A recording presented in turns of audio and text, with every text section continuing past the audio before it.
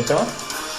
Ya estamos, parece que ya estamos entrando a la página de Facebook de Argolla TV, las transmisiones de la página de Facebook y también a través de Periscope en Twitter. Bienvenidos, amigos, a esta edición extra de Argolla TV original, porque estamos en campaña y como verán ya estamos con nuestros invitados del día de hoy, Gabriela Salvador, Daniel Córdoba y Rodolfo Pérez, con sus respectivas identificaciones que los identifica, valga la redundancia, como miembros de sus partidos, candidatos de sus partidos.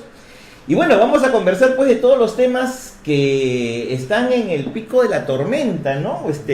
Generalmente nos juntamos siempre para debates, ¿no? Pero los debates van a debatir seguramente de todas maneras, ¿no? Pero vamos a ver, vamos a empezar con un tema que ha surgido el día de hoy. Gabriela, ella nos pidió un par de minutos al iniciar para que tú puedas comentar una denuncia, creo que ha habido algo. Cuéntanos tú mejor.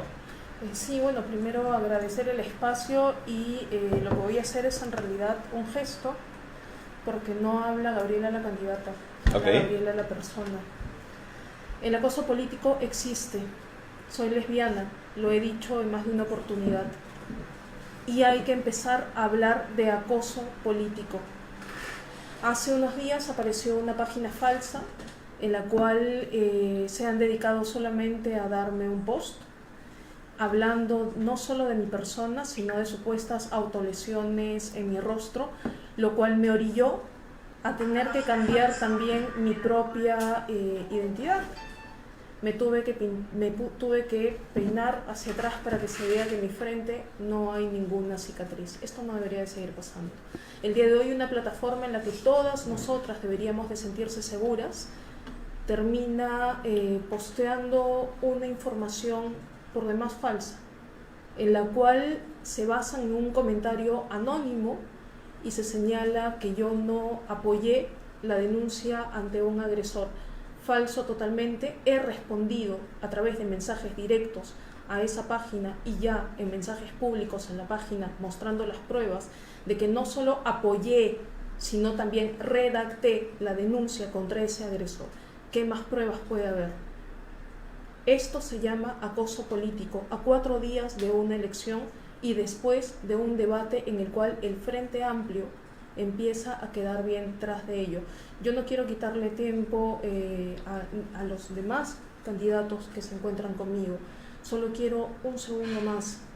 Yo le quiero hablar a 2 personas, a mis compañeros LGTBI que están postulando en esta elección, decirles que su voz no tiene que ser callada. Somos 4 candidatos y candidatas en esta elección, no nos van a callar.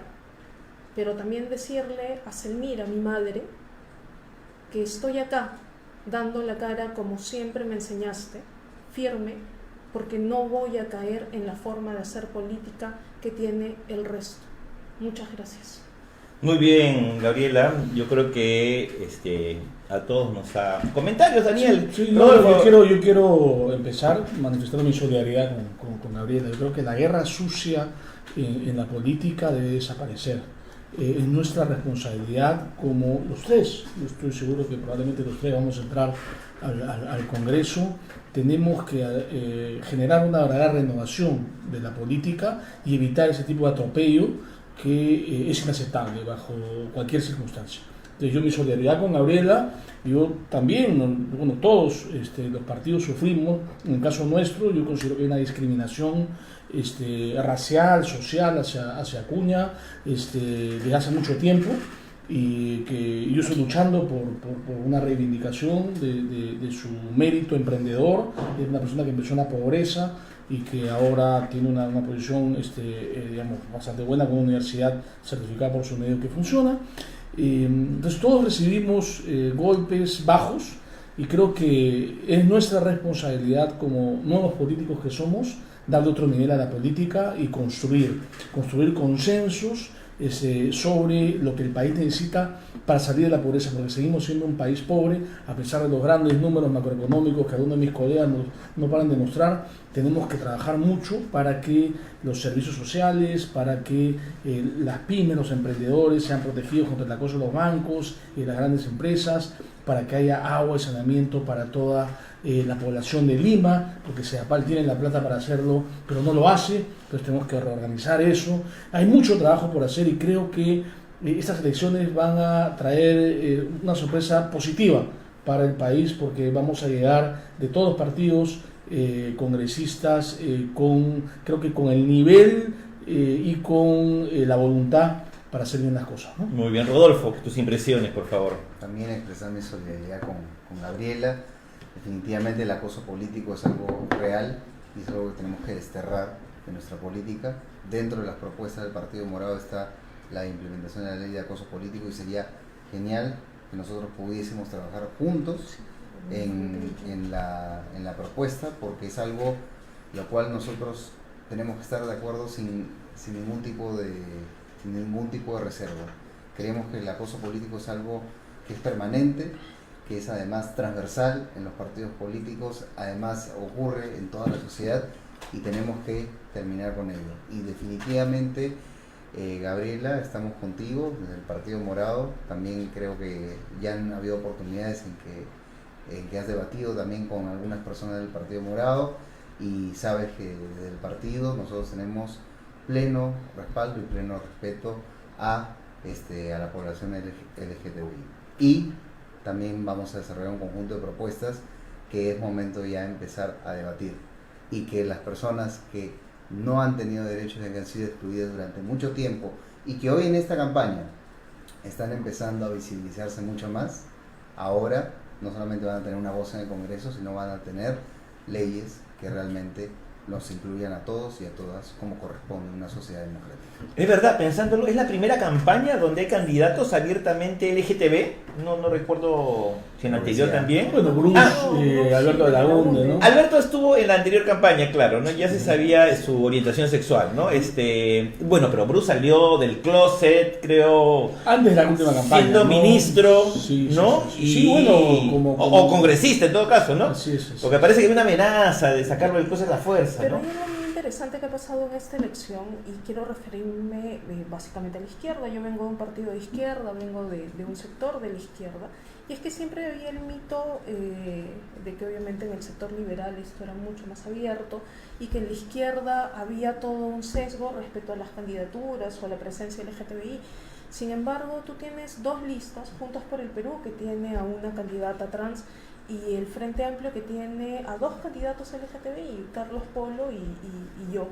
Y eso es importante porque hay que decir a la gente, el otro día me preguntaron en un debate, sí, me dijeron, el Perú no está preparado para esto. Oye, el Perú no estaba preparado para abolir la esclavitud, el Perú no estaba preparado para el voto a la mujer, y ahí tienes a un partido de izquierda que sí estaba preparado para en sus filas poner a alguien que represente a la comunidad LGTBI. Sé que lo que pasa es que el mundo en general está evolucionando, ¿no? Yo hice mi doctorado en Francia hace ya 30 años. Imagínate. Y he regresado, y en esa época no había la aceptación, digamos, a la equidad de género.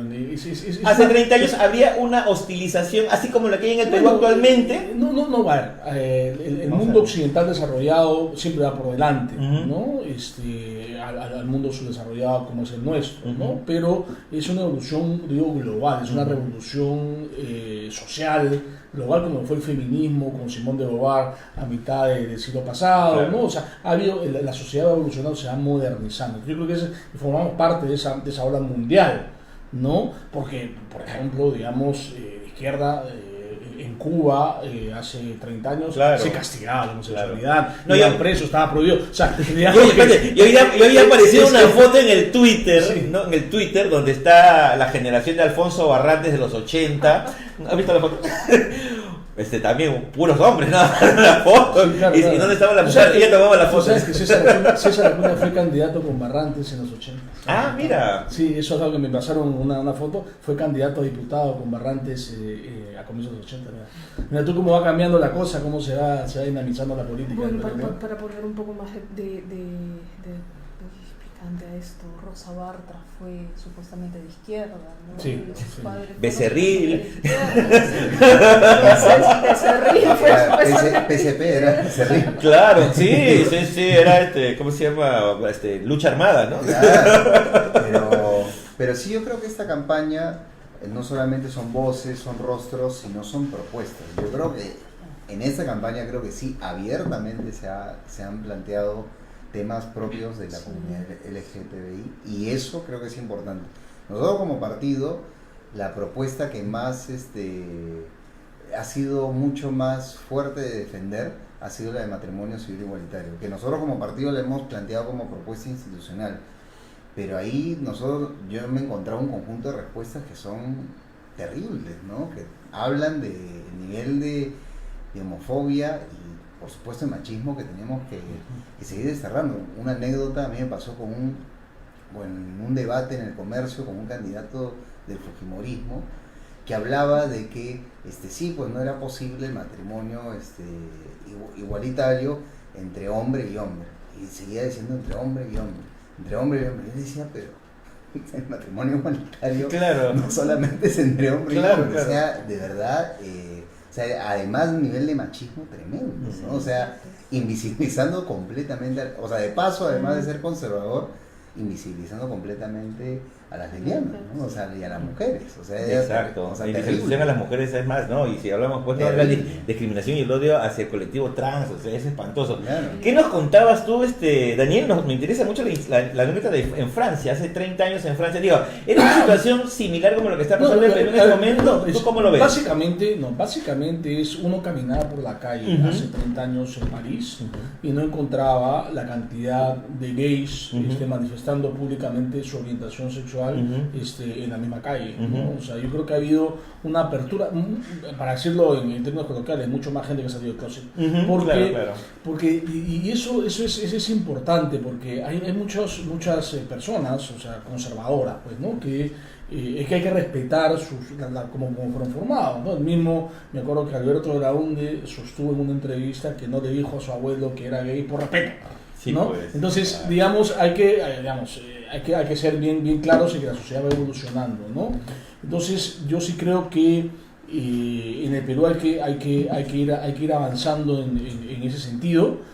Yo plantearía, sabiendo cómo va a estar compuesto el Congreso, nosotros sí estamos planteando, por lo menos en esta primera etapa, digamos, de este año y medio, sacando unión civil, ¿no? Que es, digamos, el tema, el matrimonio. Empezamos la discrepancia. Empezó el debate. Ahora, yo lo digo, yo estoy en favor de como individualmente, digamos, como persona en favor del matrimonio igualitario, pero como lo hablábamos al final la otra vez en la República, el matrimonio civil es una institución conservadora, es decir, la aspiración al matrimonio igualitario es una aspiración conservadora de la comunidad LGTB en realidad, porque, digamos, si uno es liberal, digamos, generalmente los liberales unión libre, optan por convivir y no casarse, ¿no? Servinacuy. Yo creo que en términos legales lo principal es salvaguardar el patrimonio, o sea, estos derechos patrimoniales, ese término legal, porque después el matrimonio civil es una institución conservadora y en realidad los liberales generalmente optan por convivir y no casarse, digamos, ¿no? Entonces es algo que a mí me cuestiona mucho, pero sí creo que sí es importante por lo menos lograr la unión civil para que existan estos derechos fundamentales. Es algo así como un primer paso. Yo creo que sí, yo creo que hay que ir avanzando, porque hay que ser realista, porque de la ONDE y Bruce no sacaron a la unión civil en esta. Entonces, yo sí quisiera lograr, y hasta yo proponer la unión civil, sacarla, y después ya ir avanzando, ¿no? Pero lograr algo, porque si queremos... digamos, de golpe todo. No, es que tiene que haber mayoría, y la mayoría en el Perú todavía no llega a eso, ¿no? Entonces... se sigan empujando, evidentemente hay que seguir empujando. La población, la mayoría. Exactamente. Vamos a pedir la opinión de Rodolfo y luego tú rematas.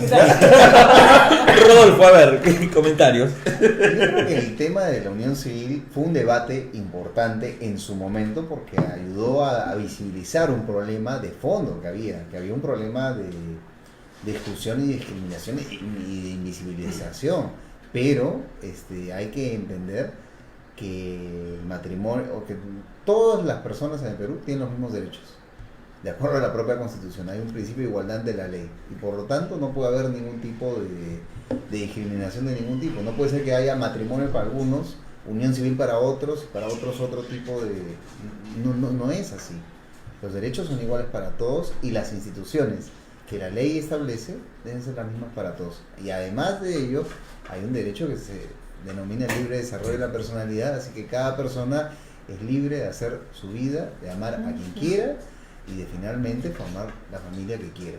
Entonces, creo que poner eso en debate hoy, creo que es fundamental en la sociedad peruana, sobre todo por las cosas que estamos viendo, o sea, que haya tal invisibilización de la comunidad LGTBI y además también de las mujeres fundamentalmente, o sea, ese tipo de cosas creo que tienen que ponerse hoy en debate y creemos que este Congreso va a tener esa gran oportunidad y sí, definitivamente yo confío más bien que en estos días que faltan la ciudadanía va a tener bien claro quiénes están a favor de los derechos para todos y para todas y la ciudadanía también va a tener bien claro quién está contra la corrupción y a favor de la corrupción y creo que el voto se va a ir decantando en ese sentido y creo que el siguiente Congreso va a dar esa posibilidad de debatir por primera vez en el Perú el matrimonio civil igualitario. Ahora, vamos a darle la bienvenida a Willy Vázquez, que ya se integra a la mesa. Buenas noches a todos. ¿Cómo está? Disculpen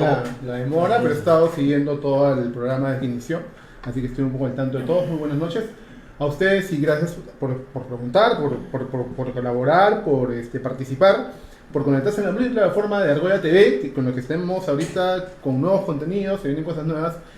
Y lo que se trata de hacer, y siempre voy a rescatar esto porque lo estoy viendo desde el inicio, es que si bien es cierto tenemos a 3 candidatos de partidos diferentes con planteamientos diferentes, pueden haber este tipo de mesas donde se puede debatir alturadamente y en temas tan delicados como ¿no? que se han un poco tercamente a los debates aquí en Argolla Original, en UCI Noticias. En el debate que hicimos el lunes con Alberto de la UNE, Patricia Tubilla y Farid Matuk, también hablamos sobre el asunto, porque nos parece fundamental que en un congreso tan corto, a la vez me parece que es importante porque va a haber espacios para debatir estos temas. Y no solamente eso, sino lo que siempre paro diciendo en todos los programas, es el congreso del consenso. ¿Ustedes consideran lo mismo? Que el consenso y el diálogo debe primar no solo para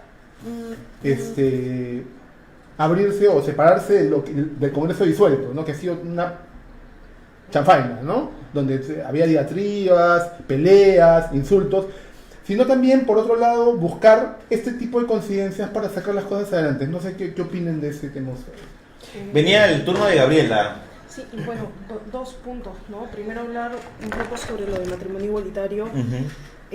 No podemos seguir cayendo, y lo digo en general, porque creo que esto parte también de un discurso que lo he escuchado en varios espacios.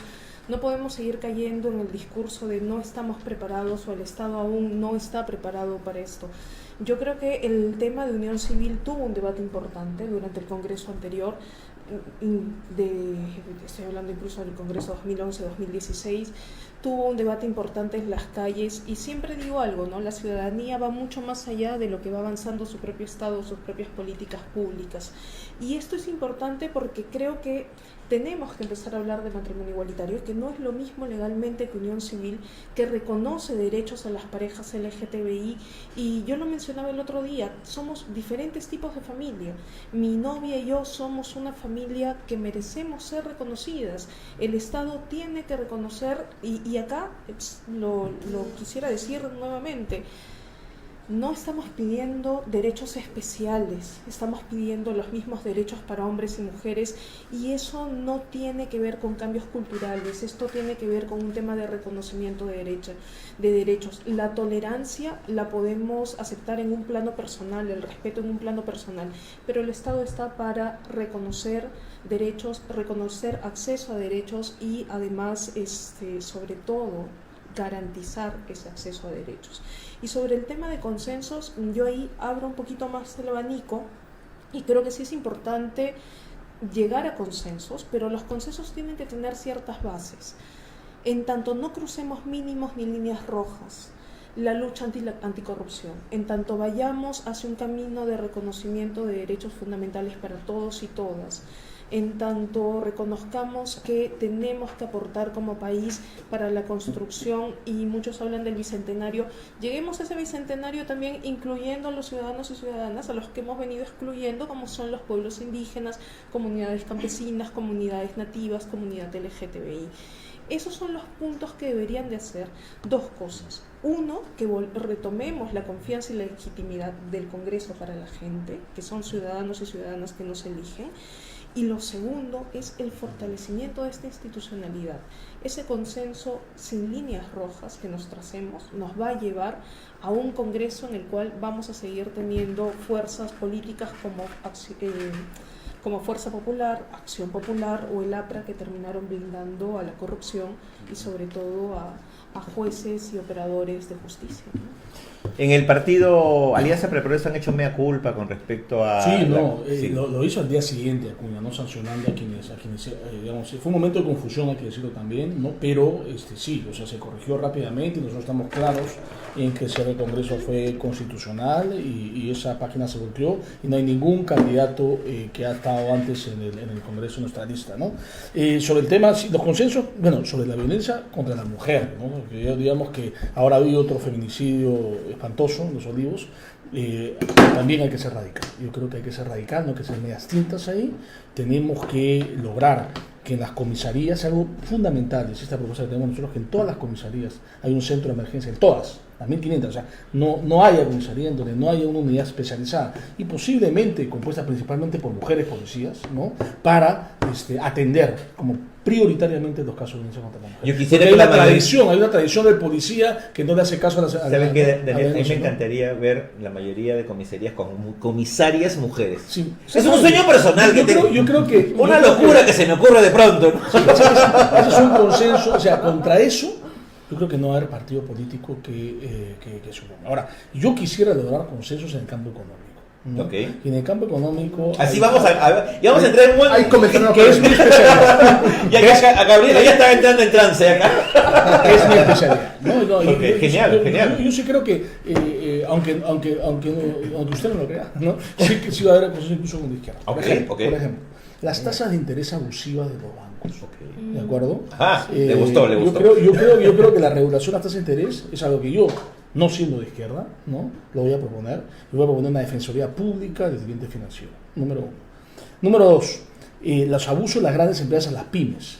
Las pymes es todo un mundo. El 70% de la población económicamente activa no está en planilla. No tiene ONP, no tiene AFP, no tiene derechos. Nada, vacaciones, no tiene derechos, nada. ¿de acuerdo? Y están compuestos por pymes, ¿no?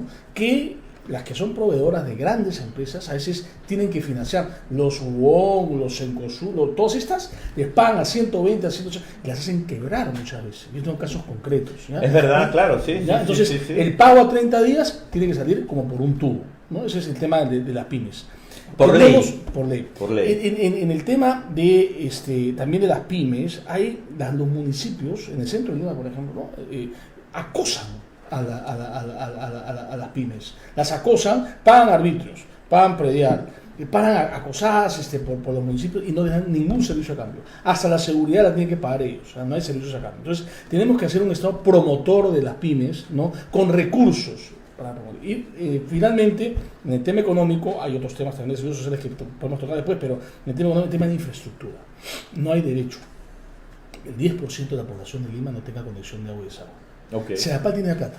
Tiene la plata, el Estado tiene la plata. ¿Y qué pasa? Hay que reorganizarse CEDAPAL, ¿no? Claro, ellos con el San Benito, de que no nos privaticen, ¿no? Y hay más abogados que ingenieros, es un desastre. Hay que reorganizar CEDAPAL. Yo tomaría el modelo cubano, ¿no? En La Habana, la empresa de agua de La Habana es mitad española y mitad... Es verdad, es mixta, ¿no? Entonces no hay que tener prejuicios para darle agua a la gente, por favor, ¿no? Esta gente paga 7 a 10 veces más de lo que paga alguien en zona residencial con conexión 24 horas. En San Juan de Lurigancho no hay, los que tienen conexión no tienen agua a las 24 horas, ya tienen 3 horas al día. Entonces, eso, hay la plata y entre la corrupción y la indolencia y la incompetencia nos están quitando, digamos, están quitando derechos a la gente, ¿no? Veamos cómo están las calles.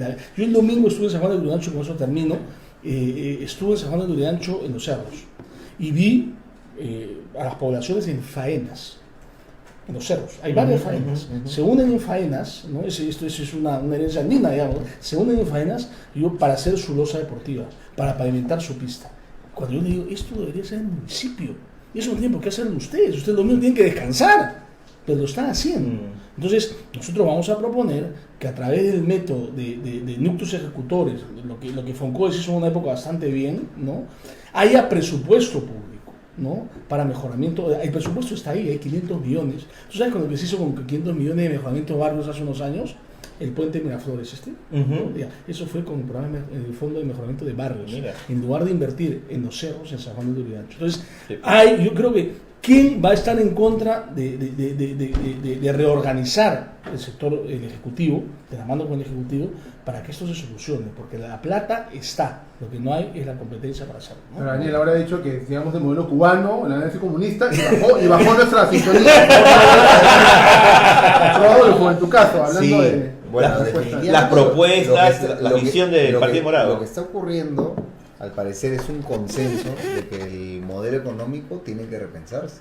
Eso está realmente en el debate por distintos ámbitos, ¿no? Daniel ha hablado de lo que tiene que ver con la regulación de las empresas. Hay también el tema de los monopolios en el Perú. Daniel conoce este tema, o sea, en Perú proliferan monopolios y oligopolios en la actividad económica, sobre todo en muchas de las actividades económicas importantes. Hay muchísimo abuso en ese sentido y hay que evaluar ello, ¿no?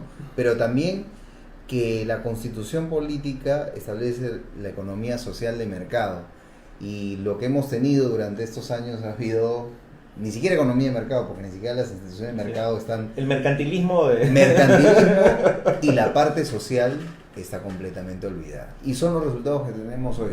Hace poco estuve en una reunión de Acuerdo Nacional como secretario general del partido, porque además soy secretario general del Partido Morado, y lo que señalaban es que la desigualdad en el Perú sigue aumentando, la desigualdad en el Perú no termina, y tenemos distritos en Lima mismo, como por ejemplo San Juan de Miraflores, con Santiago de Surco, que están separados por un muro, que es el muro de la vergüenza.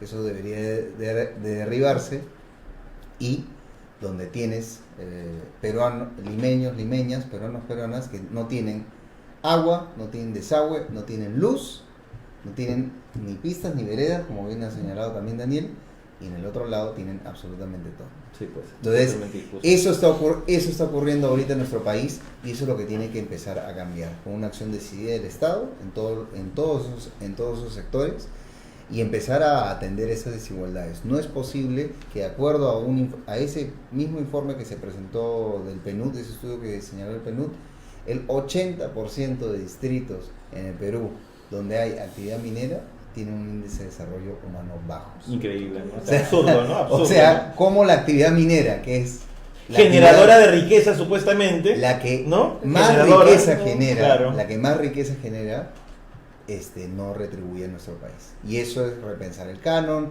es repensar también el desarrollo, el modelo mismo de la actividad minera. O sea, la actividad minera no solamente es una actividad que no contamina, sino también una actividad que tiene que generar desarrollo en los lugares donde se sienta. No es posible que haya mineras donde estén estos índices de desarrollo de pobreza, ¿no? O sea, esos índices de desarrollo humano implica que no hay salud, que no hay educación, que no hay infraestructura, que no hay derechos fundamentales. Y eso tiene que cambiar. Muy bien hecho. Pero ahora quiero preguntarle a Gabriela, para calentar el debate un poco de paso. Cambiamos, ustedes con Frente Amplio también proponen cambio, una nueva constitución. Tema económico. Básicamente es lo que más, digamos, en el que habría que hacer el mayor cambio ahí en el tema económico de la Constitución, capítulo económico. A ver, yo me quedo con una frase que dijo Rodolfo: es un modelo económico que hay que repensar. Yo a eso le agregaría, es un modelo económico que ha demostrado en la región que se está cayendo. Es un modelo económico que... ¿En la región te refieres en Sudamérica? Sí, me refiero a Chile, me refiero a Colombia. Es un modelo económico que está en cuestionamiento, pero que ha demostrado que no funciona con el tiempo. Ya. Y es un modelo económico además que surge en una constitución que se da en un momento dictatorial también, que fue la época de Fujimori, y que permite mayores derechos para algunos y restringe derechos para otros, que permitió mayor amplitud de brechas y lo vemos ahora. Más o menos unos 27 años después de la Constitución, vemos cuáles son los efectos de esta Constitución.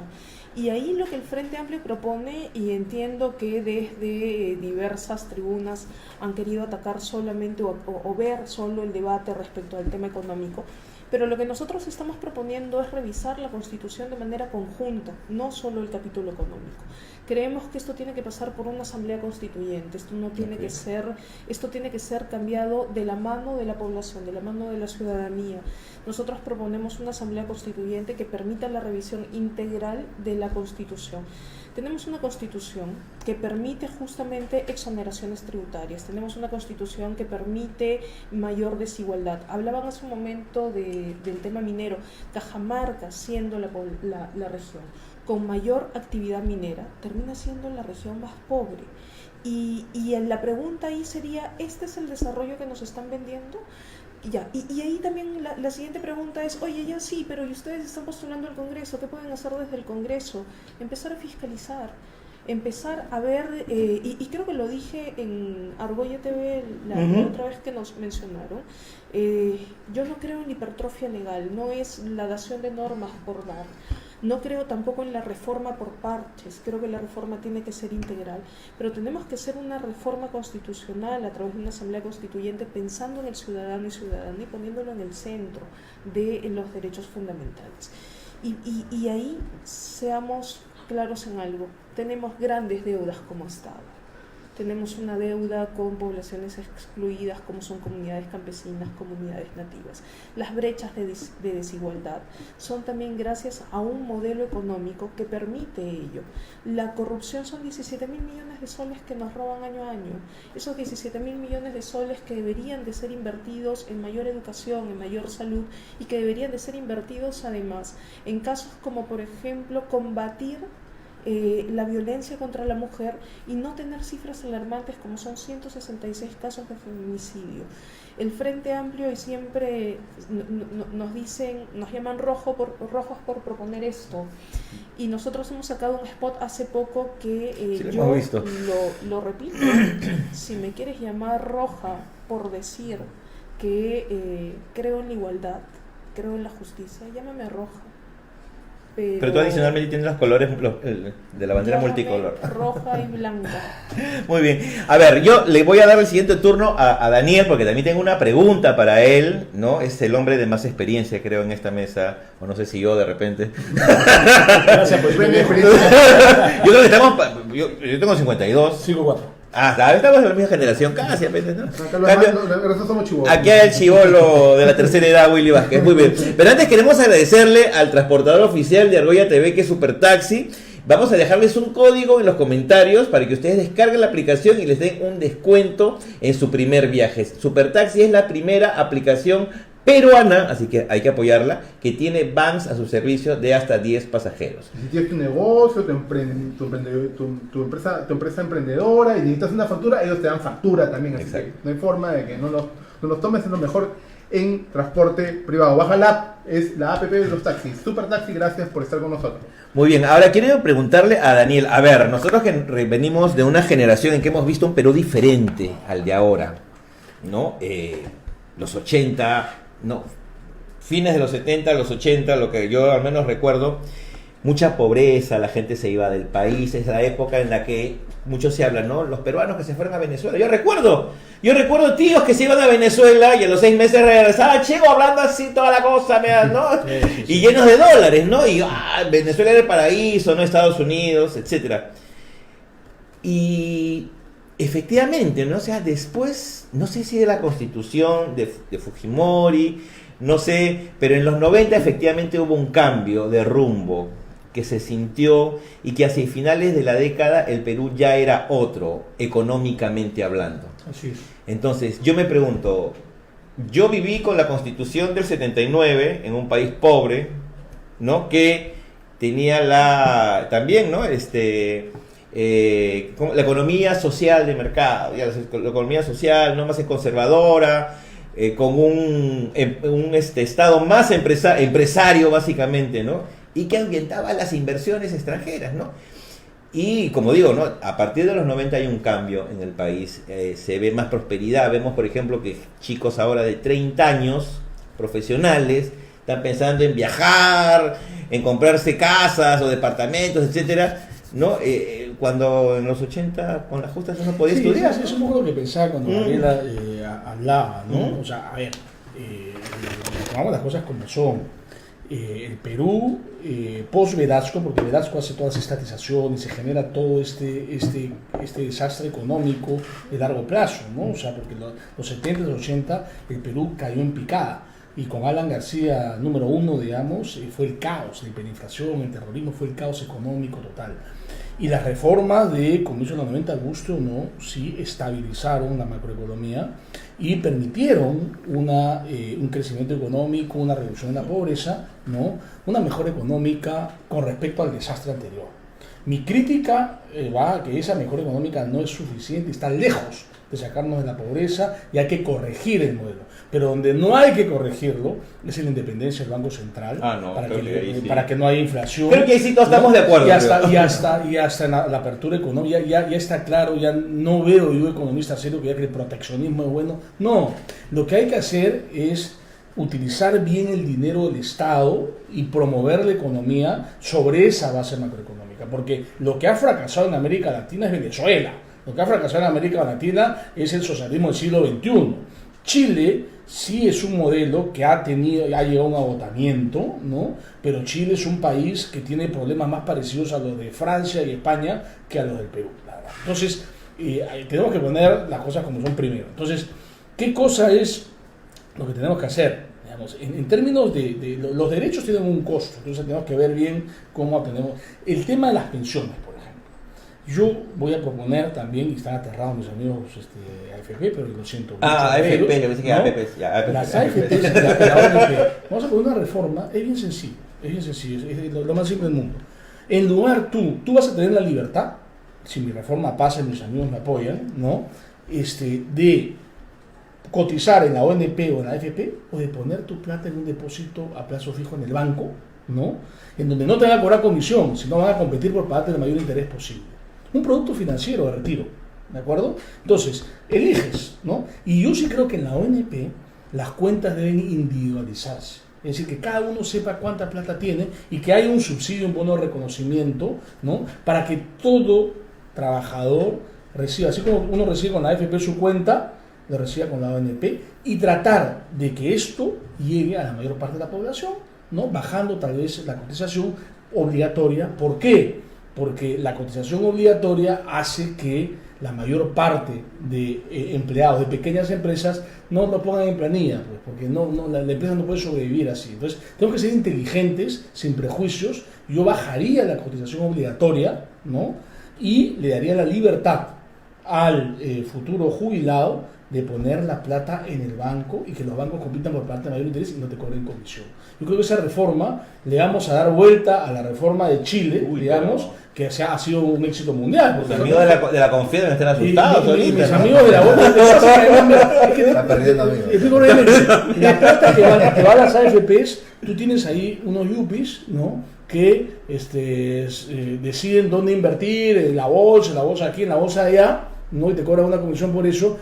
Pero el mercado de capitales peruano es muy chiquito, o sea, hay demasiada plata ahorrada como para poner. Entonces, y eso va a permitir además que el futuro jubilado tenga plata en el banco y pueda respaldar créditos hipotecarios, por ejemplo. O sea, es decir, hay que hacer cambios inteligentes, pero técnicamente bien hechos, ¿no? Porque si no son técnicamente solventes, no vamos a hacer las cosas bien. ¿Tú crees que los banqueros van a atracar estas reformas?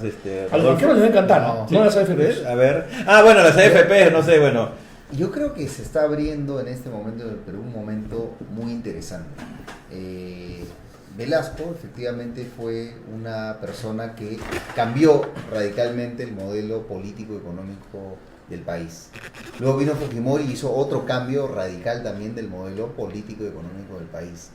Pero después de ambos no ha habido en general un momento donde los peruanos nos pongamos a pensar realmente cuál es el modelo que nosotros queremos, a partir de la realidad que nosotros también tenemos y de las necesidades que el Perú tiene. Acá se han planteado bastantes problemas sociales gravísimos que nosotros tenemos que atender.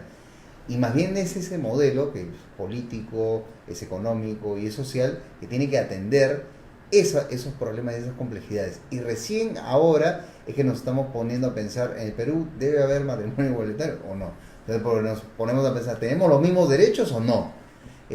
También sobre el tema de los bancos. ¿Los bancos están abusando de su posición de dominio o no están abusando? Claramente, es decir, las AFPs, ¿cuál es el problema de lo que señala Daniel? Lo que se prioriza es cómo va a funcionar el mercado de capitales, pero nos olvidamos que el tema de AFPs es porque hay un derecho, el derecho a la pensión. O sea, el sistema tiene que estar diseñado en ese sentido. Entonces, creemos que el debate hoy es democrático. O sea, ¿cuál es el modelo democrático que el Perú tiene? ¿Cuál es el problema que ha tenido el Perú? La transición democrática después de Valentín Paniagua era el momento ideal para nosotros cerrar la corrupción y luego tener un modelo que atendiese esos problemas, porque el de Fujimori había demostrado tener errores y había sido insuficiente. Además salíamos de una crisis económica tremenda, pero el Perú no pasó por eso. O sea, y eso es lo que hoy tenemos, una crisis donde tenemos un Estado que ya ha colapsado por la corrupción, ha colapsado por las desigualdades, ha colapsado porque los gobiernos regionales y locales no atienden absolutamente las necesidades de nadie, ha colapsado porque los partidos políticos en su inmensa mayoría no representan a la ciudadanía, y los escándalos también que hemos visto donde las empresas privadas han demostrado que manejan a los partidos políticos a su antojo. Entonces, hay un colapso también del sistema político. Entonces, creo que esto nos obliga a nosotros a repensar lo que queremos como país. Y creo también que el ánimo de la gente sí es bueno.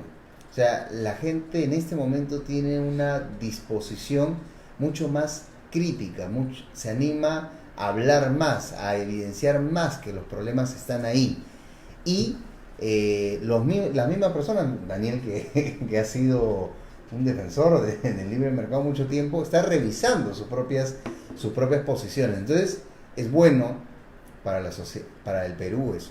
Creo que estamos en un momento positivo y creo que la elección al Congreso en estos días va a reflejar ello. Creo que la gente va a tener un voto informado, va a tener un voto crítico y va a tener un voto plural. Y al final el Congreso que vamos a tener va a ser bastante plural. Y eso va a ser muy bueno para la democracia, para la transición del 2021, que creemos que vamos a llegar a consensos. Yo creo que en este Congreso vamos a llegar a consensos importantes, pero en el 2021 va a ser el año ideal para ya hacer reformas de fondo, ¿no? Reformas que están pendientes, como el tema de salud, trabajo, educación, que creo que son fundamentales ya discutirlas y repensarlas de cara a el turno de Willy Vázquez también, por favor, que haga su pregunta. Yo quiero plantear algo que ya suena de orgullo, ya suena demasiado repetitivo, pero me parece importante que se cierna sobre eso, porque la crisis que estamos viendo ahora, que nos lleva a estas elecciones, tiene una base que es la corrupción, ¿no? Y claro, hay que ser muy loco para decir yo no estoy a favor de la lucha contra la corrupción, pero de repente en el mensaje, y les voy a pedir un mensaje bastante concreto para seguir con otros temas, que también Jaime tiene, es cosas prácticas, pragmáticas y reales que van a plantear desde sus posiciones en lucha contra la corrupción. Tenemos una reforma política, miren lo que pasa con la Junta Nacional de Justicia, o sea, todo está de cabeza, no se ha logrado todavía los ex miembros del Consejo Nacional de la Magistratura siguen libres de polvo y paja y le siguen saliendo cosas en el periodismo, que es básicamente lo que estamos haciendo la chamba a los políticos de descubrir e investigar, ¿no? Entonces tenemos todo un zafarrancho de cosas. ¿Qué cuestiones concretas, Gabriela, empezamos por ti, se va a plantear de lucha contra la corrupción en el tema? A ver, lucha anticorrupción creo que es uno de los principales temas que tenemos que tocar en el Congreso, justamente porque no nos olvidemos que esta crisis de institucionalidad se da además por la revelación de los audios del ex Consejo Nacional de la Magistratura, y tú lo has mencionado bien, tenemos una Junta Nacional de Justicia que viene siendo cuestionada y que es una Junta Nacional de Justicia que además tiene que revisar, tiene 180 días para revisar los casos del ex Consejo Nacional de la Magistratura, y el Congreso que entra tiene que estar vigilante de ese proceso de revisión también de los casos que tendrá que revisar la Junta Nacional de Justicia. Pero ahí algunos detalles que me parecen importantes. El propio Congreso tiene herramientas al interior. Una de ellas es la Subcomisión de Acusaciones Constitucionales. Y nosotros desde el Frente Amplio hemos dicho que hemos luchado contra la corrupción dentro del propio Congreso y fuera, de la mano con la ciudadanía. El caso Chávarri a mí me parece emblemático. El caso Chávarri generó que la población diga basta.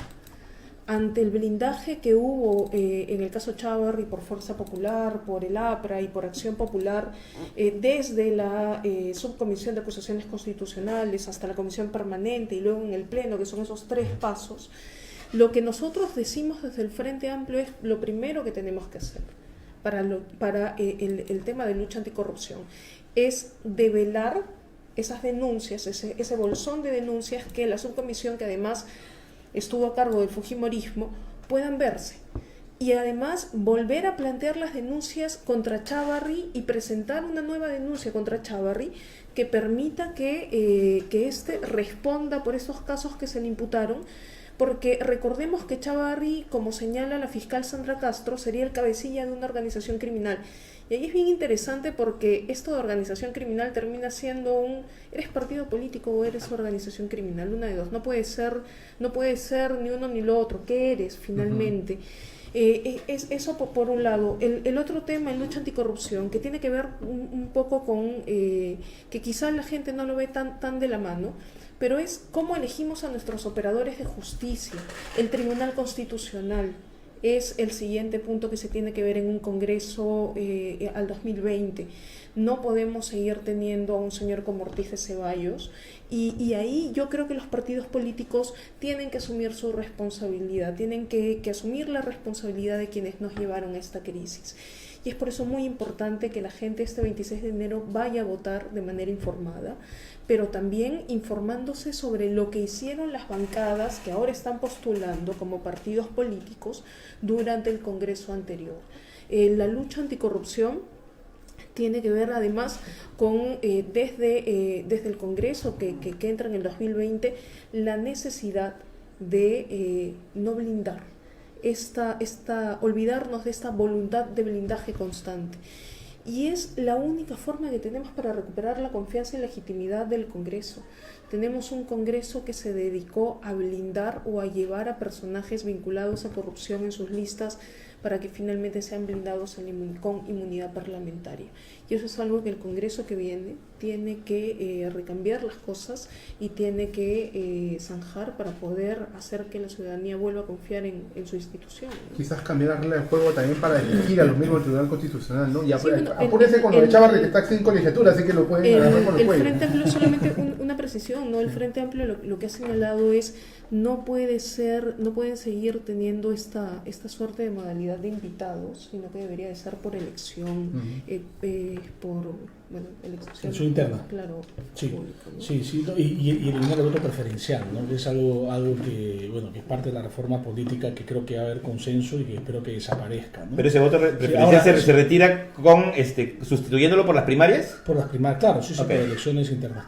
Ahora, el tema de la corrupción, yo estoy de acuerdo con todo lo que ha dicho María. Entonces quiero complementar. La corrupción no es monopolio fujimorismo, ¿no? O sea, ha sido un partido muy corrupto, pero ha estado ha estado de izquierda, ¿no? Ha estado en el mismo invitado de la bancada de la que yo, o sea, Hay que decirlo, anterior, ¿no? Acaban, y sorry que lo diga así directamente, pero hoy día han metido preso a un candidato del Frente Amplio por corrupción también. Entonces, le digo, la corrupción es un cáncer que está a todo nivel, ¿no? Está a todo nivel, está en los alcaldes, en los gobiernos regionales. O sea, nosotros estamos viendo con el caso de Odebrecht los big deals, ¿no? Los grandes, pero la mini corrupción está en todas. Entonces, lo que hay que hacer, desde mi punto de vista, hay dos temas. La corrupción está muy ligada a la obra pública, ¿ya? Entonces hay que reestructurar el sistema de gestión, ¿verdad? Por eso que nosotros estamos promoviendo un nuevo Ministerio de Obras Públicas, que es un ministerio pequeño, ¿no? El caso de los panamericanos es una isla en donde yo estoy convencido que ha sido honesta, no solo eficiente, sino honesta. Conozco a Carlos Neuhaus personalmente y sé que es una persona honesta y profesional y lo ha hecho bien. Ahí fue un acuerdo de gobierno, o sea, utilizamos el sistema británico, es decir, no el peruano, que no funciona. Claro, claro. Entonces, yo creo que sí hay que repensar y hacerlo rápido, una nueva estructura, ¿no? Para quitarle, digamos, la tentación de la corrupción en muchos niveles de gobierno. Y si esto implica centralizar algo en la obra pública, lo siento mucho, pero creo que ha habido un exceso en los gobiernos regionales. Eso, ¿cómo hacemos con las regiones? Regiones, municipalidades, ¿cómo hacemos? Yo creo que hay que quitarle. Yo tengo una respuesta. Hay temas ahí de competencias y de sistemas, sobre todo, ¿no? Entonces, ese es un punto. El otro punto es el Código Penal, ¿no? O sea, el Código Penal, ahí sí yo no soy especialista, ¿no? Pero sí hay que fortalecer las sanciones contra la corrupción. Nos ha agarrado totalmente poco preparados, ¿no?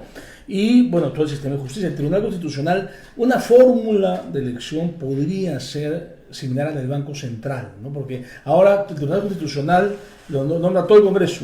Podría ser una parte del Ejecutivo, ¿no? Una parte el Congreso. Hay que ver que funcione, ¿no? O sea, que funcione para que esté lo menos politizado posible, porque de todas maneras va a estar, o sea, es iluso pensar que va a estar politizado, ¿no? Entonces yo creo que en todo esto, lo que yo rescato, lo que dice Rodolfo, yo creo que se viene un Congreso muchísimo mejor que el anterior. Contra lo que dicen muchos amigos analistas políticos, dicen, no, va a ser igual. No va a ser igual. Va a ser distinto, va a ser constructivo. Y yo sí creo, y ahí yo sí ayer estuve en un debate con Sagasti, yo sí difiero, yo sí creo que en año y medio se pueden hacer muchas reformas. Que no hay que esperar 2021 para hacer la reforma. Se pueden hacer en año y medio, es cuestión de dividirse bien el trabajo y de chambear el fin de semana si es necesario, ¿no? Rodolfo. Sí, definitivamente tenemos en este año y medio que hacer muchas cosas y dar señales claras. En lucha contra la corrupción, definitivamente, una de las primeras cosas, coincido con Gabriela, es el caso Chávarri y en general los cuellos blancos del puerto. Tenemos entendido que Pablo Sánchez ya va a terminar su denuncia y probablemente la va a presentar ante la fiscal de la Nación y esa denuncia luego va a ser presentada ante el Congreso para toda la organización criminal. Ojalá, lo más pronto Entonces, esa denuncia nosotros lo único que tenemos que hacer es darle trámite, porque las evidencias son contundentes. Y para poder procesar a todas las personas involucradas en este caso de corrupción que es gravísimo, es uno de los casos más graves de corrupción que involucra a todo el sistema de justicia. ¿Por qué? Porque es importante que nosotros demos una señal al país que no estamos dispuestos a blindar a nadie. 1. 2. Que el sistema de justicia en el Perú, que se ha visto permanentemente involucrado con corrupción, la gente sienta que desde el Congreso, que también ha sido otra institución que todo el tiempo ha estado vinculada con la corrupción, está dando muestras de que hay una voluntad de cambio. Creo que solamente eso, de que los cuellos blancos puedan ser juzgados de manera correcta, sin ningún tipo de blindaje, y es un triunfo ya sería para la democracia. Ya sería pues una excelente señal para el país. Y creo que tenemos que votar también por eso, por partidos que estén dispuestos a comprarse ese pleito, porque es una mafia, y es enfrentarse a una mafia, y enfrentarse a esa mafia tiene costos, y nosotros lo estamos pagando, también como partido, porque los ataques que estamos recibiendo a lo largo de toda esta semana no son gratuitos. Hay gente que tiene un conjunto de intereses, y ahora los están evidenciando. Pero también creemos que es importante eliminar la inmunidad parlamentaria y reestructurar la Comisión de Ética. ¿Por qué? Porque si no eliminamos la inmunidad parlamentaria y no reestructuramos la Comisión de Ética y la gestionamos de manera independiente, seguimos con la impunidad y además seguimos con el otorongo come otorongo. ¿Cuál es el problema de esto? Hay una dinámica política entre bancadas, precisamente por estas dos instituciones, que genera que entre nosotros no estemos debatiendo los temas relevantes, sino que más bien estemos viendo cómo cubrimos a uno de una acusación constitucional o una acusación que puedan tener en ética, y en función de eso se genera el debate parlamentario. Se tergiversa totalmente y ahí empieza la corrupción.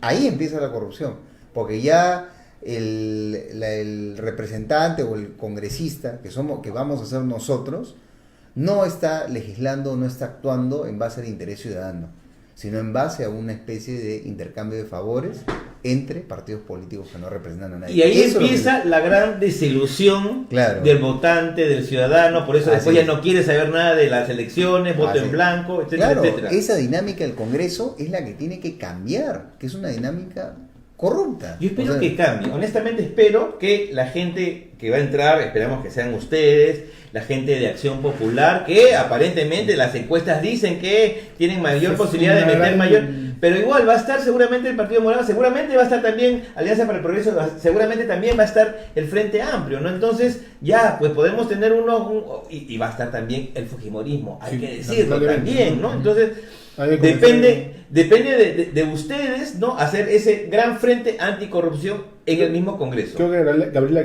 la veo que quiere activar algo, ¿no? Sí, justamente algo que mencionaba Rodolfo, ¿no? Y es, nosotros lo dijimos también en el debate, la importancia de que Chávarri sea juzgado, que la importancia de que Chávarri y el tema de los cuellos blancos sea visto nuevamente en el Congreso, un Congreso que renueva justamente la esperanza, pero eso radica en algo. Si no logramos hacer que Chávarri no sea blindado, entonces esta elección del 26 de enero no sirve para nada. Para la ciudadanía, esta elección del 26 de enero no tuvo ningún sentido, porque entonces vamos a volver al mismo círculo vicioso de seguir cubriendo o encubriendo, o de permitir que aquellos que, si bien es cierto, no va a haber partidos con mayoría parlamentaria, que se formen alianzas como las que vimos en el Congreso disuelto, que terminen blindando. Y sobre el tema y muy breve, sobre el tema de inmunidad parlamentaria y la Comisión de Ética, mira, lo interesante es que estamos 3 personas coincidiendo en un punto que es: tenemos que reevaluar la inmunidad parlamentaria para que esto no sirva de blindaje. Y esto es bien importante, porque la inmunidad parlamentaria tiene que ser revisada desde el propio Congreso. No podemos trasladarle a una entidad de fuera los problemas que son del propio fuero congresal. Y ahí hay que hacer una autocrítica a todos los partidos. Nosotros somos los principales responsables de, sin filtros, no haber llevado o llevar delincuentes en las listas congresales.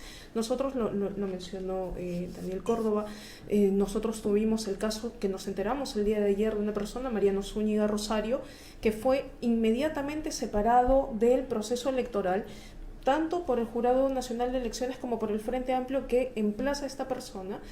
Y claro, nosotros de buena fe, él no declara este proceso. Además, los filtros que tenemos no nos alcanzan como partidos políticos a poder determinar los niveles de juzgamiento, porque no tenemos ese nivel de injerencia en el Estado.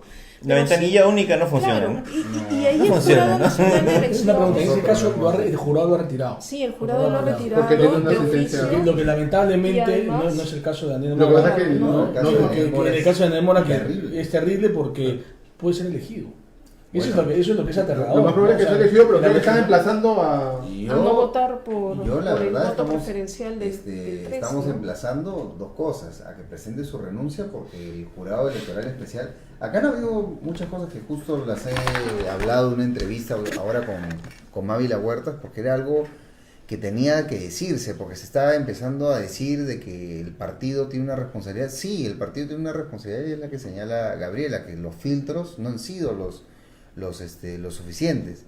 Pero más allá de eso, no puede ser posible que una persona que tiene una sentencia por violencia familiar pueda postular al Congreso y ser electo, y además que la ha ocultado al partido y la ha ocultado al Jurado Nacional de Elecciones, porque ha mentido en su hoja de vida. Te lo pregunto directamente, Claro. Rodolfo, frente a frente, cara a cara, para que no quede dudas. Yo quiero que tú lo respondas.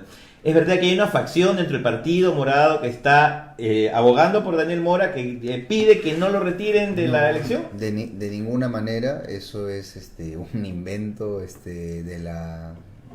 Del mismo, ¿no? Del mismo, porque básicamente se ha quedado solo. Entonces, y además se ha quedado solo y ha quedado al descubierto el tipo de persona que era. Y por más aportes que había tenido para el país, nosotros no podemos, dudar ni un segundo que en un caso así hay que actuar con esa firmeza. Es lamentable, y lo vuelvo a decir, que el jurado electoral especial se agarre un formalismo cuando el jurado electoral especial, además de ello, ha tenido muchísimo tiempo para averiguar sobre este tema y ha estado excluyendo candidatos porque no es Por no por la moto o el Volkswagen. por la moto, el Volkswagen. De verdad. Hemos tenido candidatos Sí, en claro. Loreto también que por 2 motos casi los excluyen. A Pedro Gamio, el número 15, también lo excluyeron porque no inscribió un carro en el año 75. Yo nací en el Fernando Sillones también le pasó a una persona. yo nací en el año Todos 85 y decía, pero ¿cómo puede ser una cosa tan Lo cierto tan es que esto nos absurda? obliga también como partidos políticos a repensar dos cosas, ¿no? Porque muchas veces lo que estamos haciendo es solamente ver personas vinculadas a corrupción en nuestras listas, pero ampliemos un poco más la mirada. No podemos tener agresores en nuestras listas, no podemos tener abusadores, no podemos tener corruptos y eso, y centrarnos solamente en el caso de corrupción también es un indicador, de que el tema del abuso familiar queda en un espacio familiar y ahí, y esto es a título personal, yo creo que lo personal sí es político, ¿no? Y esto es algo que como partidos políticos tenemos que hacer nuestras propias reformas y nuestras autocríticas, ¿no? No se puede ir corriendo donde queman las cosas. Exacto. No, mira, y ese es otro asunto. Claro. Sí, bueno, a ver, hablando de chisme, ya entrando en el plan hablando en el plan de chisme, tenemos nuestro toque, nosotros a veces nos transformamos medio magalistas, ¿no? Es verdad que dicen que Daniel Mora soltó el video ese de no sabemos por ahí, al menos la gente que es tan ingeniosa para los memes también ha sido ingeniosa para seguramente dice, sí, no estaba así picón y solté el video, qué sé yo, Ya ¿no? sabemos por dónde vino ese video, ya está más claro ya. Estamos con el tiempo cumplido, mira, con los debates se hacen así en conversación, yo creo que son mucho más Divertidos, entretenidos, no, y otra cosa, acá algún invitado, no voy a decir quién me dijo, 1 hora tanto, qué aburrido, no, le digo, no sé, en Argolla TV no pasa el tiempo al doble de la velocidad. Ha faltado tiempo. Ha faltado tiempo, Más ha faltado cosas tiempo. anticorrupción que Sí, exacto. efectivamente podemos hacer. Muy bien, más bien lo que vamos a darle es 1 minuto a cada uno para que le diga al público cuál es el tema por el que ustedes quieren luchar en esta elección. Mensaje final. Su mensaje final a la patria, a los votantes, a los electores. Partido y número. Muy bien, empezamos con Gabriel entonces. Yo sí quiero utilizar este minuto para un mensaje final. Este 26 de enero, ustedes tienen la posibilidad de poder cambiar el rumbo de este país. El voto de ustedes es esa voz de indignados e indignadas que tenemos todos frente a un Congreso disuelto. Nosotros somos Frente Amplio, yo llevo el número 6, sin embargo tienen otros candidatos y tienen otras listas. ¿Qué les quiero decir con esto? Vayan a votar, los invito a votar. Votemos por un candidato, por una candidata, votemos pensando en la lista, votemos mirando el partido, viendo la historia. No repitamos un congreso como el que ya tuvimos. Va a ser un congreso breve, probablemente, pero en el cual van a haber muchas cosas por hacer, muy importantes. Y este 26, realmente, la importancia del voto radica en que cambiamos la historia de este país. Tienen agrupaciones que traen esperanza, tienen el Frente Amplio que ha venido luchando contra la corrupción y que va a seguir haciéndolo, venga de donde venga, de izquierda o de derecha, vamos a seguir trabajando. A ustedes lo que les pedimos es que por favor voten. Gracias. Muy bien, fue Gabriela Salvador, la número 6 del Frente Amplio, si quieren votar por ella. Ahora con Daniel Córdoba, de Alianza para el Progreso, número 3. Sí, yo me auno a la invocación de Gabriela por lograr entre todos los peruanos y peruanas que se cambie el perfil del congresista, que tengamos congresistas profesionales, honestos, capaces de hacer reformas técnicamente sustentadas y con honestidad, ¿no? Yo creo que yo soy optimista sobre este nuevo Congreso. Creo que va a ser un Congreso que va a hacer reformas, creo que va a ser un Congreso constructivo, no obstruccionista. Vamos a empujar más bien al Ejecutivo a que se ponga las pilas y saque al país adelante. Yo soy Daniel Córdoba, el número 3, soy doctor en Economía, me voy a preocupar de la promoción del emprendimiento, de la protección de las pymes contra los abusos de las grandes empresas, de la regulación de las tasas de interés abusivas, de la defensoría del cliente financiero y sobre todo de la infraestructura, de que haya agua para todos los limeños, de que hayan pistas y veredas, de que hayan programas sociales que funcionen, porque el Estado peruano tiene la plata pero no la está usando bien. Tienes tu minuto, te puedo hacer todo para que nadie quede. Listo, y ahora el turno de Rodolfo Pérez, de El Partido Morado. Bueno, mi nombre es Rodolfo Pérez, soy secretario general del Partido Morado, el secretario general más joven de los partidos políticos en Perú. Vamos a este congreso a renovar la política y vamos a este congreso a hacer historia.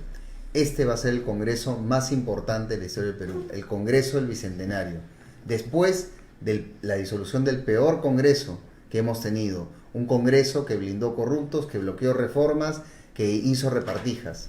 Hoy podemos marcar un antes y un después, votando contra ellos. Sabemos qué partidos son, sabemos exactamente qué personas son. No podemos volver a confiar en ellos, no podemos volver a cometer esos mismos errores.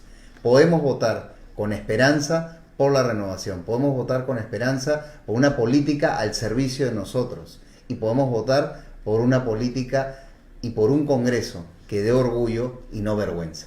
Muy bien. A mí me da mucho orgullo este programa el día de hoy, de verdad, por la presencia de ustedes, porque hemos podido conversar, ¿no?